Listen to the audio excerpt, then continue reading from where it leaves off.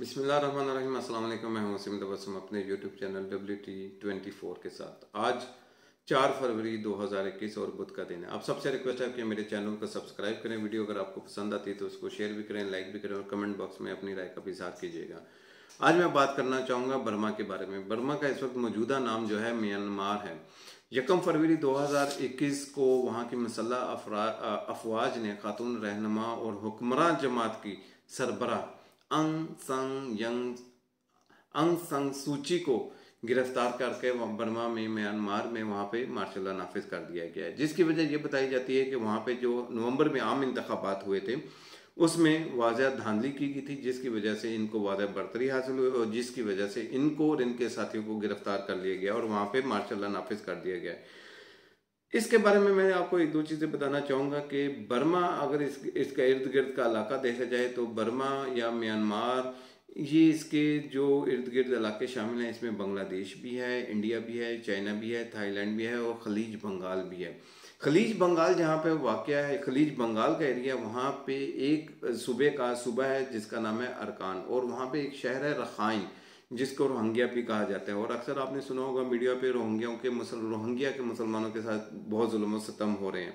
वहाँ यहाँ तक कि वहाँ पे मीडिया को भी रसाई हासिल नहीं है कि वहाँ पे जाके उनको देख सकें, उनकी मुश्किलात को सुन सकें, उनकी मुश्किलात को यूनाइटेड नेशन तक पहुँचा सकें, उनकी मुश्किलात को मीडिया तक लेके आ सकें, उनको जो प्रॉब्लम्स हैं, जो उनके मिसाइल हैं, उनको पूरी दुनिया के सामने पेश कर सकें। लेकिन वहाँ पे मीडिया को भी रसाई नहीं है, जो कि इस वक्त हालात कश्मीर में, मकबूजा कश्मीर में वही हालात इस वक्त उधर हैं, क्योंकि मकबूजा कश्मीर में भी मीडिया को मोदी साहब ने इजाज़त नहीं दी कि वो वहाँ पे इंटर हो सके। अब इस इलाके जो बर्मा है, जिसका पहला नाम बर्मा था और अभी नाम इसका म्यांमार है, इसमें 80% जो है वो बुद्धिस्ट हैं और तकरीबन आबादी के लिहाज से मुसलमानों की तादाद जो बनती है वो 4% बनती है। अब ये मामला है क्या, 1824 से लेकर 1948 तक आप जानते हैं कि वहाँ पे बरतानिया ने अपनी हुकूमत की है। वहाँ पे उन्होंने जब इनको आज़ादी दी तो उस वक्त वहाँ के मुसलमानों ने कायद-ए-आज़म मोहम्मद अली जिन्ना साहब से भी रिक्वेस्ट की कि आप जो है हमें यहाँ पे रहने की अपने पाकिस्तान के साथ हमें शामिल कर दिया जाए, बांग्लादेश के साथ शामिल कर दिया जाए। आपको पता है बांग्लादेश पहले पाकिस्तान का हिस्सा था।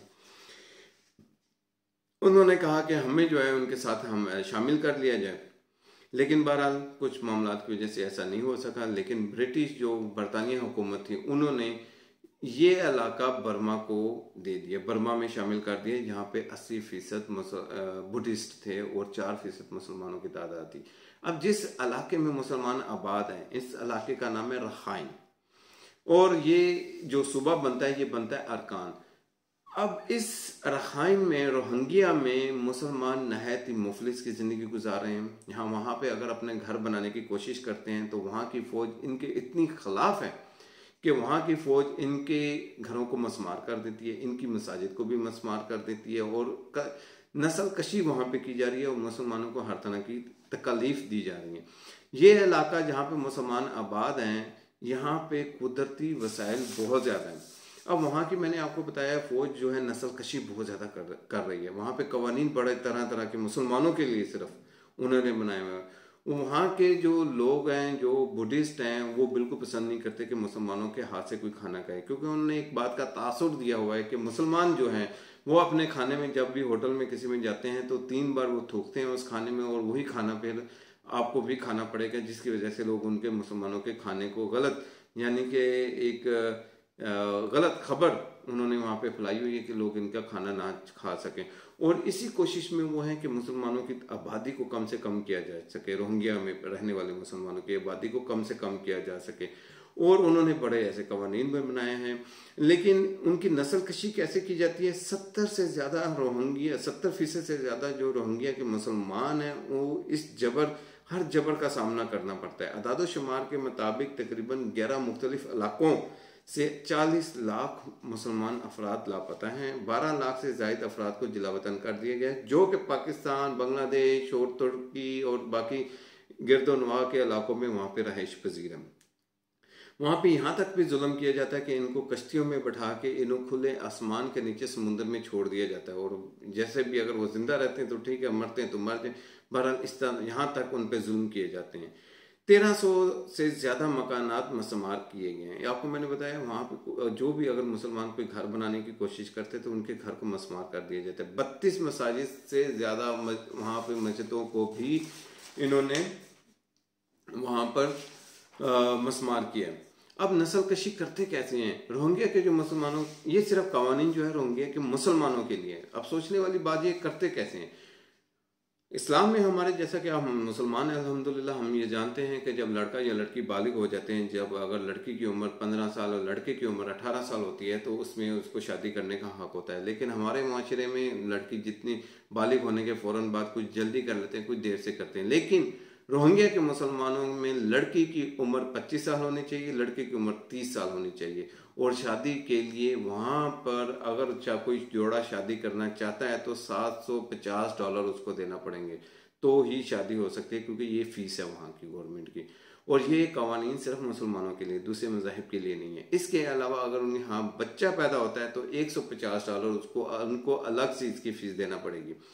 और जैसा कि मैंने आपको बताया, मीडिया को वहाँ पे जाने की बिल्कुल इजाज़त नहीं है। अपना घर तक बना नहीं सकते मुसलमान, अगर बनाने की कोशिश भी करें तो वहाँ पे इनके घर को मसमार कर दिया जाता है। लेकिन यहाँ पे एक और भी बात सोचने वाली है कि इस वक्त 34 ममालिक का एक यूनियन है, मुसलमान है, कि जब कहीं किसी मुसलमान को परेशानी होगी या कोई मुश्किल पेश आएगी तो वो उसके खिलाफ अक़वाम मुत्तहिदा में या उनकी एक अपनी जो कौंसिल बनी है वहाँ पे जाकर डिस्कस करेंगे। लेकिन अब तक फ़लस्तीन के बारे में कोई नहीं बोला जा रहा, सिर्फ और रोहिंग्या के मुसलमानों के बारे में कुछ नहीं बोला जा रहा, कोई बात नहीं की जा रही। लेकिन सिर्फ इन 34 ममालिक जो ग्रुप बना हुआ है, इनके जो सरबराह हैं, वो सिर्फ एक ही है कि अरब ममालिक की हिफाजत करना ही हमारा मकसद है और हमारा मकसद कोई नहीं है। ये तो वहाँ के रोहिंग्या के मुसलमानों के बारे में मैंने आपको थोड़ा सा बताने की कोशिश की है। लेकिन अब मैं बताता हूँ कि ये अंग संग सूची है कौन, ये कहाँ से आई है, क्या तालीम है इसकी, क्या इसकी पॉलिटिकल पार्टी का नाम क्या है और क्यों इसको गिरफ्तार किया गया। अंग संग सूची 19 जून 1948 को रंगून के नवाह में वाक़ एक गांव में पैदा हुई। सूची ने इब्तदाई तालीम जो है वहाँ Methodist English High School से हासिल की और बाद 1964 में जामिया दिल्ली में इन्होंने तालीम हासिल की और बाद में 1968 में ऑक्सफोर्ड यूनिवर्सिटी में ये चली गई। वहाँ से इन्होंने फ़लसफ़ा, सियासत और इकनॉमिक्स के मज़ामीन में ग्रेजुएशन किया और उसके बाद वहीं पे रहाइश पजीर हुई। इसके बाद अक़वाम मुत्तहिदा ने में भी ये वहाँ पे 3 साल तक बजट अमूर से मुतल्लिक वहाँ पे अपने फ़राइज़ सर अंजाम देते रही और 1972 में ये इन्होंने शादी की। सूची ने 1988 में वतन वापस आई और उन्होंने वहाँ पे उन्होंने बर्मा में आकर, जब उसका नाम बर्मा था अब तो म्यांमार है, वहाँ पे आकर उन्होंने अपने सियासी कैरियर का सिलसिला शुरू किया। उन्होंने एक सियासी पार्टी बनाई जिसका नाम था national league for democracy, NLD, national league for democracy के नाम से उन्होंने एक पार्टी बनाई और जनरल सेक्रेटरी के तौर पर वहाँ पे अपना काम शुरू किया। इसके बाद असल में मैंने आपको जैसा कि बताया कि वहाँ की फौज जो है मुसलमानों के खिलाफ बहुत है। वहाँ पे कुछ आर्मी के रिटायर्ड ऑफिसर्स थे जिन्होंने इस पार्टी की हमायत की, क्योंकि इसका एक बयानिया था, एक नैरेटिव था कि अक़लियतों के ख़िलाफ़ जो भी होगा उसमें अक़लियतों के साथ खड़ी होंगी, उनके हकूक़ की हिफाजत करेंगी और इसके अलावा बाकी और भी मसाइल उनसे रिलेटेड जो थे उनको वो हल करने की कोशिश करेंगी। लेकिन जो रिटायर्ड आर्मी ऑफिसर्स थे वो इसके साथ थे, जिसकी वजह से 1990 के इंतखाबात हुए और इन इंतखाबात में NLD को बड़े पैमाने पर अवामी हमायत हासिल हुई और 81% वोट लेकर कामयाब भी हासिल हुई। इसके बाद हुआ क्या इनके साथ, लेकिन इन नतैज को म्यांमार की फ़ौज हुकूमत ने मुस्तरद करते हुए NLD को इक़्तिदार मुंतकिल करने और हुकूमत बनाने से रोक दिया। बैनुल-अक़वामी सतह पर एहतजाज और आवाज़ बुलंद करने के नतीजे में फौजी हुकूमत ने सूची को नज़रबंद कर दिया और 1910 तक ये नज़रबंद रही और 21 साल तक इन्होंने कैद किया गया। उन्होंने 13 नवंबर 2010 को रिहाई भी मिली। अब इस दौरान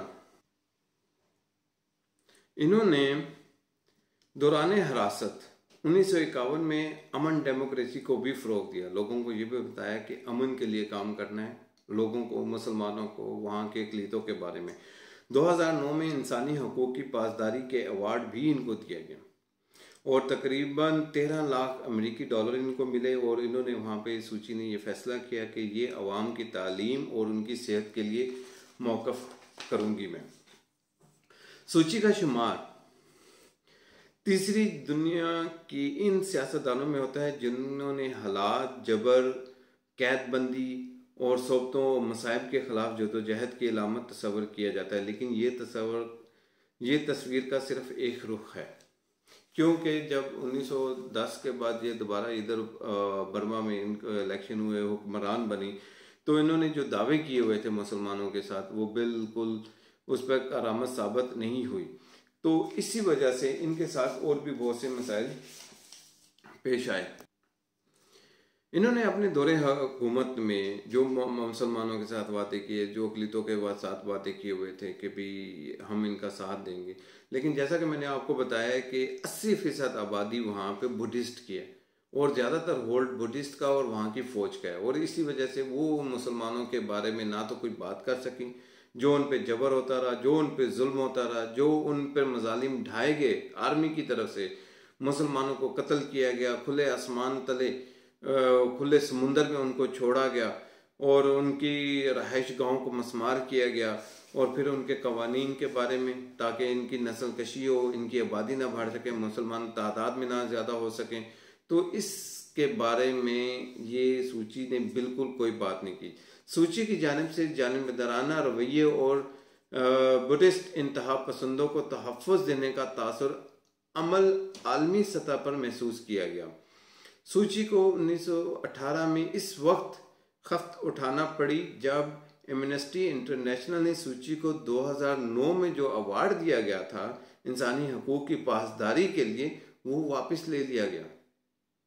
इतना यानी एक डी ट्रैक हो चुकी हुई थी कि उनको जो अवार्ड दिया गया था वो भी वापस ले लिया गया और सूची को ढटाई पर मबनी रवैये बताया जाता है कि वो बिल्कुल, जब आर्मी वालों ने भी वहाँ पे मुसलमानों पे बहुत जुल्म किए तो उन्होंने वहाँ पे अक़वाम मुत्तहिदा में और आलमी अदालत में भी ये चीज़ बयान दिया कि बिल्कुल इसमें हमारी अफवाज का कोई लेना देना नहीं है, हमारी अफवाज से कुछ ऐसा नहीं हुआ, जबकि ये पहले इक़्तिदार में आने से पहले इंसानी हकूक़ की पासदारी के लिए इनको अवार्ड भी दिया गया था। अब क्या हो सकता है? अब तो उन्होंने वहाँ के लोगों को ये मैसेज पहुँचाया है इस वक्त कि आप इस आर्मी के ख़िलाफ़ बगावत पे खड़े हो जाएं, एहतजाज करें और जो इन्होंने फ़ैसला किया और इसको यहाँ तक मजबूर करें कि ये अपना फ़ैसला वापस लें और जो जमात जीती है उसको हुक्मरान बनने का मौका दिया जाए। लेकिन अभी देखना ये है कि आज की जो ख़बरें थी उसमें यही बताया गया कि वो सिर्फ लोगों से रब्ता करने की कोशिश कर रही हैं और उनकी कोशिश ये है कि उनके साथियों को और उनको रिहा किया जाए और उनको जो उन्होंने इलेक्शन जीता है उसके बारे में उनको हुकूमत भी दी जाए। देखना यह है कि सूची अपनी साख की बहाली के लिए अब कौन सी हिकमत अमली इख्तियार करेंगी। साथ साथ ये सवाल भी बाकी रह जाता है कि सूची इस बार भी ऐसी सूरत हाल से निकलने में कामयाब होती हैं या नहीं, क्योंकि इस मरतबा इन पर लगाए जाने वाले इल्ज़ामात और बैनुल अक़वामी सतह पर आने वाले रद्द अमल बज़ाहिर सूची के हक़ में नज़र नहीं आते। अपनी दुआओं में याद रखिएगा। इंशाल्लाह अगली वीडियो तक मुझे इजाज़त दीजिए। पाकिस्तान जिंदाबाद।